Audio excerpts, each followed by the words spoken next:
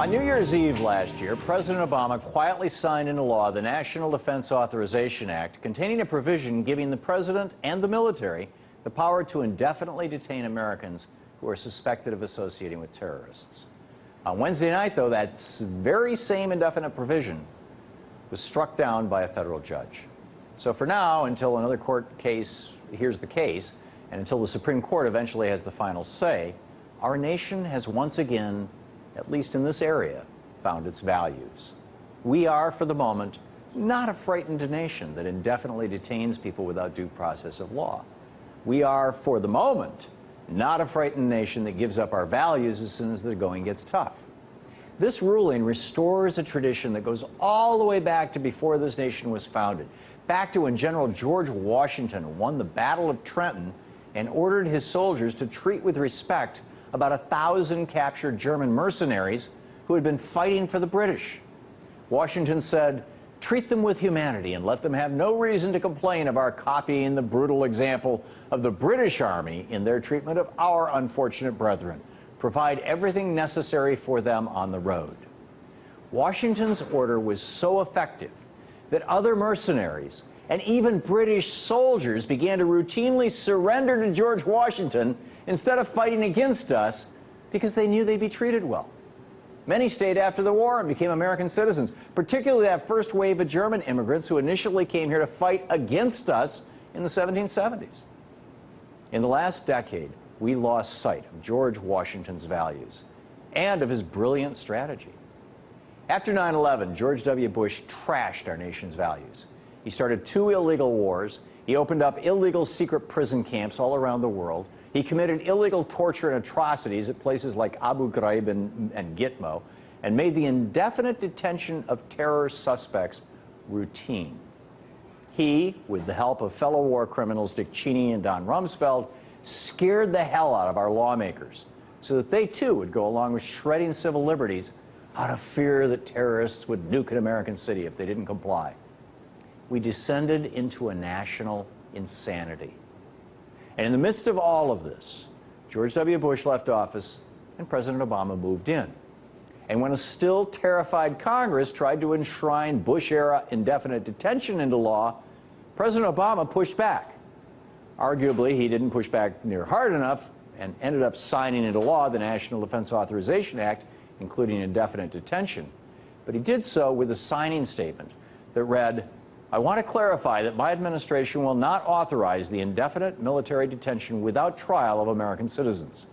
Indeed, I believe that doing so would break with our most important traditions and values as a nation.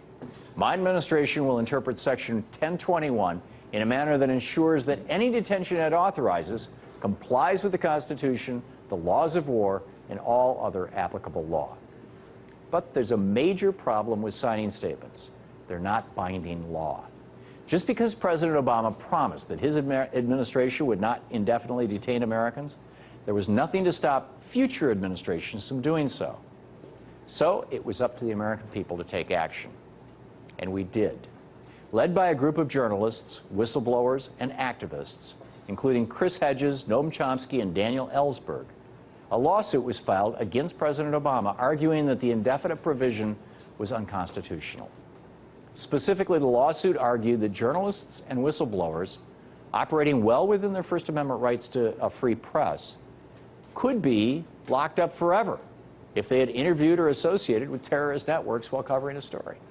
And it was on these grounds that Judge Catherine Forrest agreed and struck down the provision, saying, "The statute at issue places the public at undue risk of having their speech chilled for the purported protection from Al-Qaeda, the Taliban, and foreign terrorist organizations." So for now, indefinite detention is dead.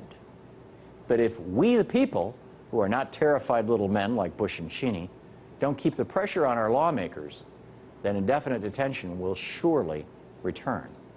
Right now, a new version of the NDAA is being debated in Congress, and brave members on both sides of the aisle are arguing that there should be no indefinite detention provision in it.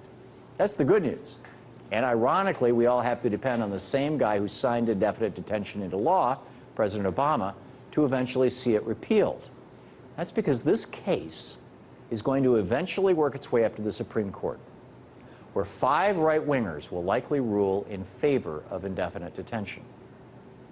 But 4 of the justices on the Supreme Court are over 70 years old, including 2 Republican appointees, meaning whoever is the next president will be able to change the makeup of the High Court in a way that will last for generations. We can't trust Mitt Romney to select a court that upholds our national values or the rule of law. He's already said he'll appoint more Scalias, Thomases, and Alitos who have a horrible history of shredding our constitutional protections.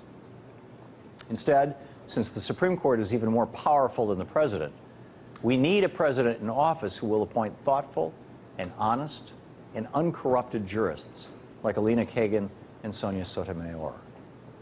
Last night was a victory, but this battle is just beginning. We must return to our values, the values our nation was founded upon, which include bravery and due process, and exclude fear and medieval imprisonment techniques. And we need to do everything we can to prevent our Supreme Court from becoming even more hard right than it already is.